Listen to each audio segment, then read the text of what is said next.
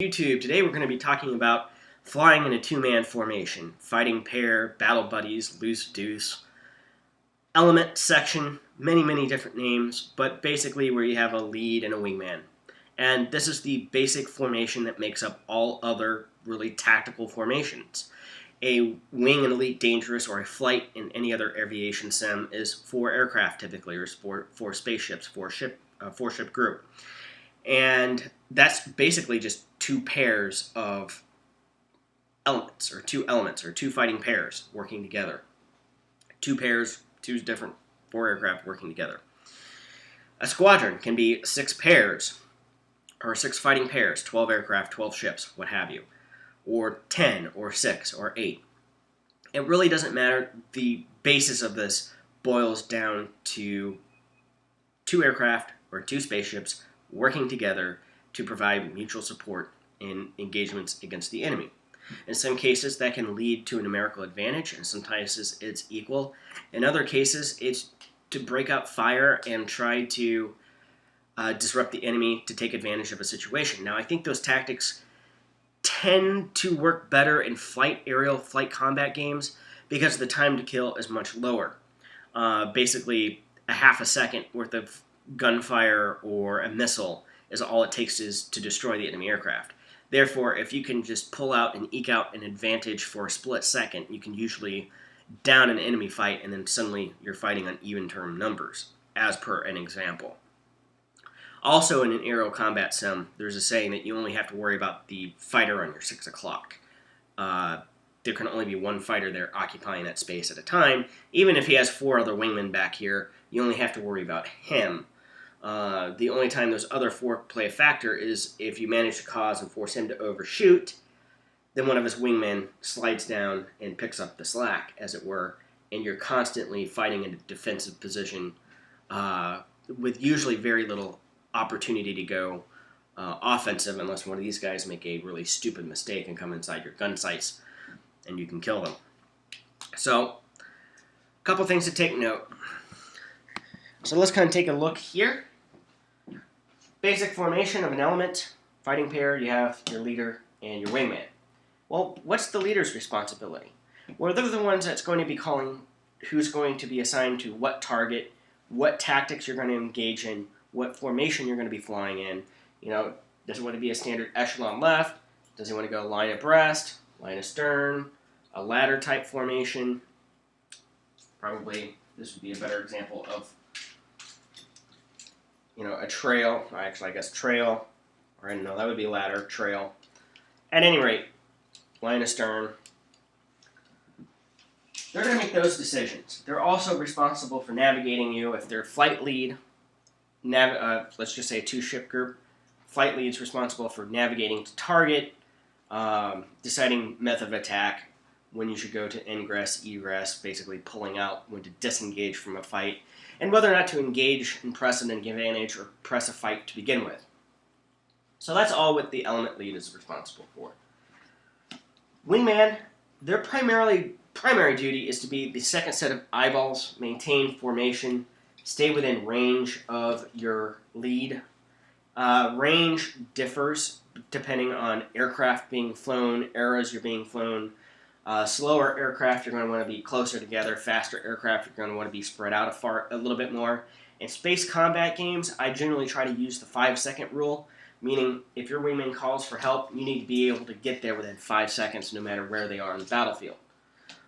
In some cases, I'll even call down to a 3-second rule if everybody's in very fast twitchy mechanics like Star Citizen. Elite Dangerous, I will say it's more like a 5-second rule. So, some things to keep in mind. One of the big questions is, if one of you happen to see an enemy fighter, who takes the shot? Well, there's 2 trains of thought about this.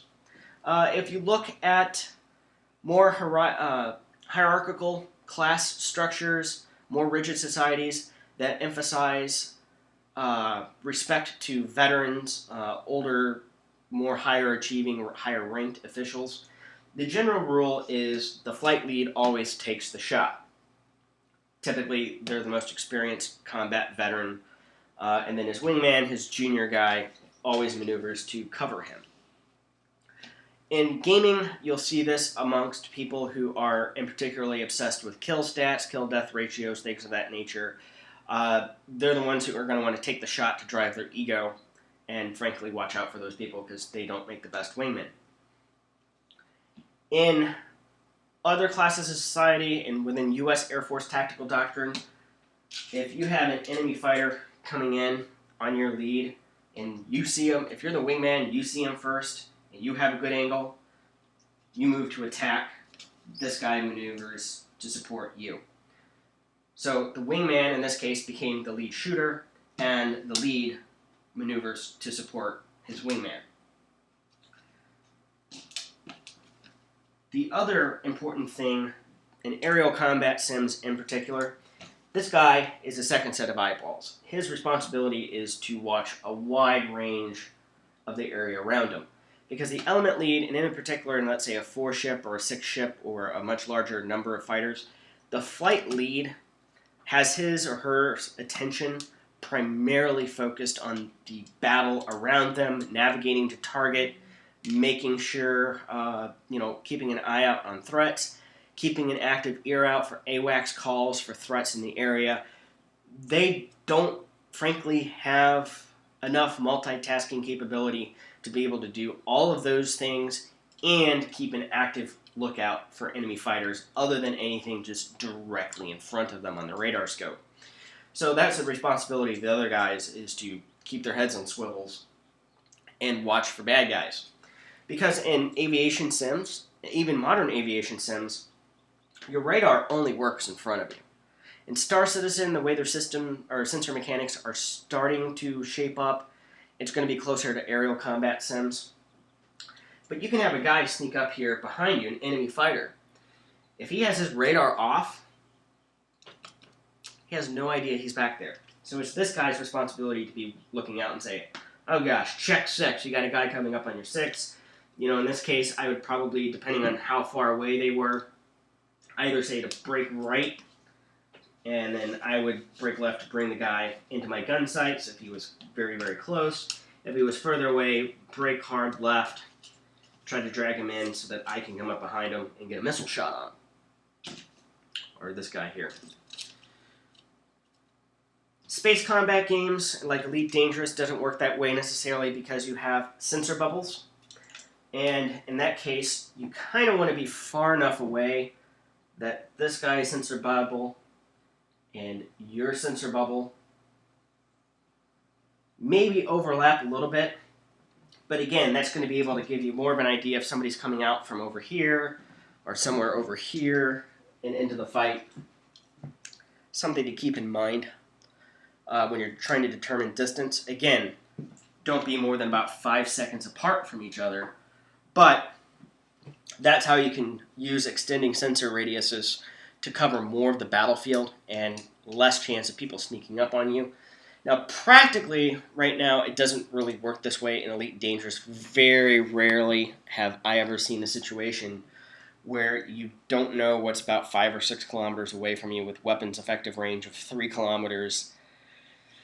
Sneaking up on people aren't necessarily all that easy. That being said, I have seen Anacondas deploy silent running heat sinks and literally sneak up on somebody, get within point blank range, and then unload 8 basically beam lasers and melt a Viper in seconds. Because the Viper had no idea he was sneaking up there behind him.